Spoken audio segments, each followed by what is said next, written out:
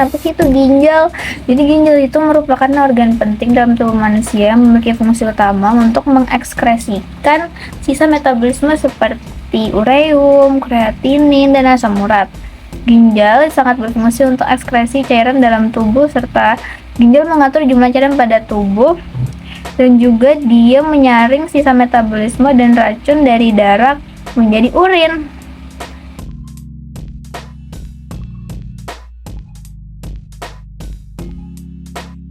Struktur dari ginjal yang terdiri dari korteks, medula, pelvis, nefron, dan kaliks.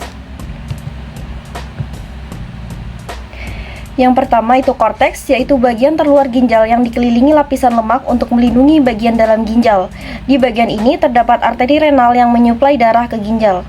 Yang kedua, ada medula, yaitu bagian dalam ginjal yang terdiri dari piramida ginjal, nefron, dan saluran medula.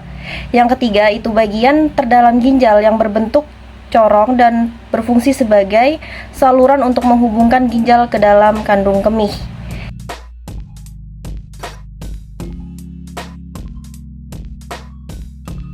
Apa itu nefron? Nefron merupakan unit fungsional terkecil dalam ginjal yang terdiri dari tubulus-tubulus dan ductus colligentus. Key parts of the nephron.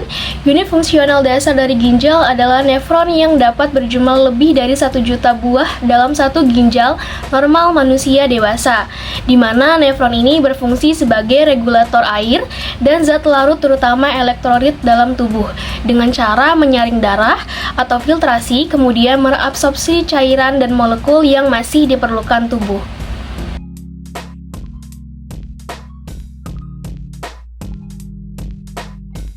Filtrasi atau penyaringan merupakan proses pembentukan urin yang terjadi di dalam ginjal.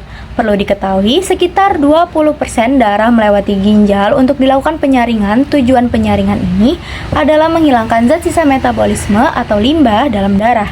Secara spesifik, tahap filtrasi terjadi di badan Malpighi yang terdiri dari glomerulus yang dibungkus kapsula Bowman atau kantong pelindung yang juga menyimpan hasil filtrasi. Glomerulus sendiri berperan untuk menyaring protein dari darah dan limbah. Urin yang keluar dari proses penyaringan ini disebut juga dengan urin primer. Urin primer dan juga urea di dalamnya merupakan hasil amonia yang sudah terakumulasi. Hal ini berlangsung saat organ hati memproses asam amino dan disaring oleh glomerulus. Proses ini terjadi karena permukaan afaren lebih besar dari permukaan afaren, maka terjadi penyerapan darah. Sedangkan sebagian yang tersaring adalah bagian cairan darah kecuali protein. Cairan yang tersaring ditampung oleh kapsul Bowman yang terdiri dari glukosa, air, sodium, klorida, sulfat, bikarbonat, dan lain-lain, lalu diteruskan ke seluruh ginjal.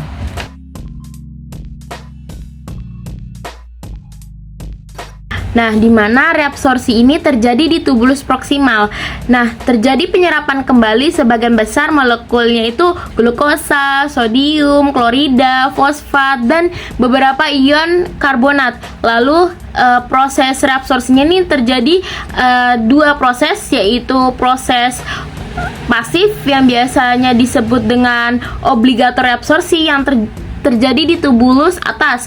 Nah, sedangkan untuk reabsorpsi aktif itu biasa disebut dengan reabsorpsi fakultatif, yang dimana dia itu penyerapan sodium dan ion bikarbonat di lengkung Henle. Nah, selanjutnya setelah terjadi dua reabsorpsi ini, maka dialirkannya ke pupila renalis. Oke, selanjutnya yaitu augmentasi, di mana proses ini tuh terjadi di sebagian tubulus distal sampai tubulus collectivus. Nah, pada tubulus ini masih terjadi penyerapan ion, yaitu natrium, klorida, dan urea, sehingga terbentuklah susunan urin sesungguhnya. Lanjut, ada ureter, di mana dari tubulus collectivus urin dibawa ke pelvis renalis, lalu dibawa ke ureter. Dari ureter urin dialirkan menuju vesika urinaria atau biasa kita sebut dengan kandung kemih. Nah, kandung kemih ini tempat penyimpanan urin sementara. Nah, ketika kandung kemih itu sudah penuh, makanya urin itu bisa dikeluarkan dari tubuh melalui ureter. Oke, selanjutnya kita akan menonton video berikut. Proses pembentukan urin terjadi dalam 3 tahap, yaitu filtrasi, reabsorpsi, dan sekresi. Cairan yang akan disaring oleh nefron dibawa oleh darah ke glomerulus. Setiap hari ada sebanyak 180 liter air yang disaring oleh glomerulus. Ini berarti bahwa cairan dalam tubuh kita disaring sampai 30 kali dalam sehari. Setiap saat, darah kotor melewati ginjal dan keluar menjadi darah bersih.